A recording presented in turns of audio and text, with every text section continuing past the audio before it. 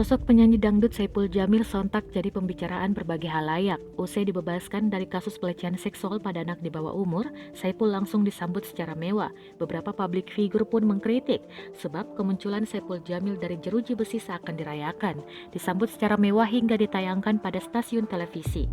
Sebelumnya, pembuat film Ernest Prakasa dan artis Saskia Atmeja, kini komika Ari Kriting pun ikut mengeluarkan sikap. Baru-baru ini lewat akun Instagramnya, Ari Kriting menyebut jika tidak akan bekerja sama dengan stasiun TV yang telah menayangkan Saipul Jamil. Menurutnya, Saipul Jamil merupakan pelaku dan dijerat karena tindak pelecehan seksual terhadap anak di bawah umur.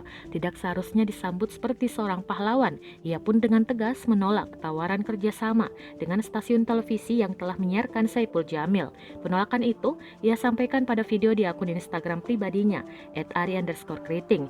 Dalam unggahannya, ia membagikan tangkapan layar pesan dari salah seorang kru TV. Pesan itu berisikan permohonan izin untuk mengambil potongan video di Instagram milik Ari Kriting.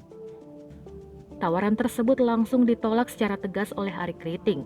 Ia menolak potongan video miliknya ditayangkan di TV tersebut.